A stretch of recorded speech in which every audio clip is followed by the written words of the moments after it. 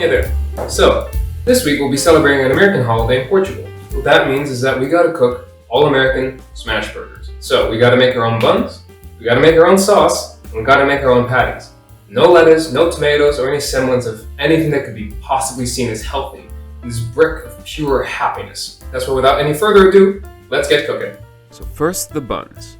You can usually find some pre-packaged ones that aren't too bad, but in case you want a more US style bun, we're going to make the following. We're going to measure out 1.5 cups of milk and carefully transfer that into a microwave safe container.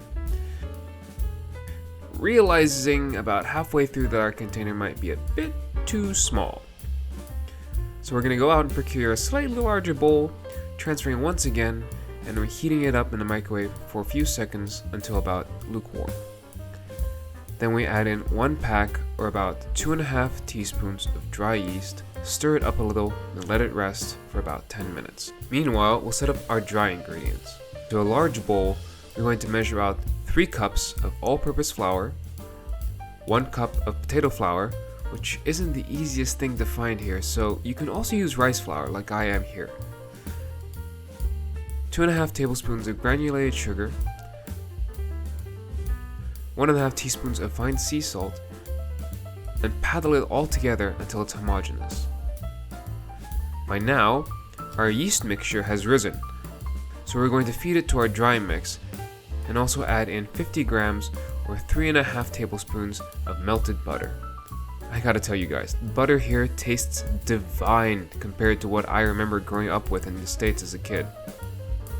After dusting our hands with flour, we're at first folding and then kneading the dough until it has a springy consistency. If your dough's a bit too wet, then add in flour bit by bit until you get there.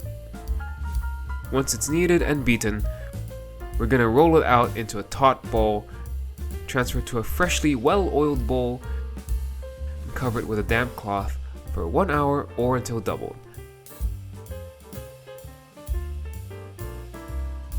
Et voila! Next, we're gonna punch the life out of it and divide it up into fist-sized balls, folding in the sides and then rolling it out against our cutting board in order to achieve a nice, smooth surface. Rinse and repeat for the rest of your dough, and then transfer our new buns onto an oven tray, cover, and let it rest for about another 40 minutes. Once that time's passed, all that's left is to coat them in a layer of egg wash and place in a preheated oven set to 190 degrees Celsius or 375 degrees Fahrenheit for about 20 minutes. Now just look at that. You can't tell me that those don't look like the most picture-perfect buns you've ever seen. Next, onto our sauce. To our bowl, we're going to combine 1 tablespoon of mayonnaise, 1 tablespoon of ketchup, 1 tablespoon of mustard, one cleanup later, and then 1 tablespoon of sriracha, this is a local brand, 1 teaspoon of onion powder, 1 teaspoon of garlic powder, 1 teaspoon of chili powder, and 1 teaspoon of paprika. Beat it together like it owes you lunch money, and there you go. That's your sauce. Taste test for quality, and approved. And now, the beef. The fattier the better for a burger. Take about a palm's worth and roll it out into a bowl. Not much to say here. The fun part comes next. We're placing down our favorite frying pan and setting our stove to medium-high. Don't forget to add some oil to your nonstick pan if you're preheating it. Now we're getting one of our meatballs and pressing it down until it's at most a 1/4 inch or 1/2 centimeter thick. Now listen, we need to smash the ever-living bejeezers out of these patties. Otherwise, it ain't a smash burger. It would just be some burger. Season with a pinch of salt and pepper and let it cook for about 2 minutes or more if you like charred burgers like me. Then flip over and let cook for another 2-ish minutes on the other side. Turn down the heat and add 1 slice of American cheese to each burger, and that's it. Time to assemble. We're spreading a dollop of sauce on each bottom bun, followed by our patties already with their cheese on top.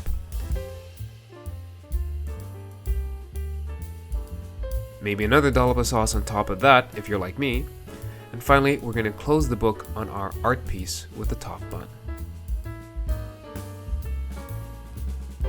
And that's it! Smash burgers! They're pretty rare to come across out here actually, and a lot of the ones that call themselves smash burgers are usually just a giant steakhouse burger instead. And I know it sounds weird, but you just can't top the taste of a flat piece of beef sometimes. And now for the first bite.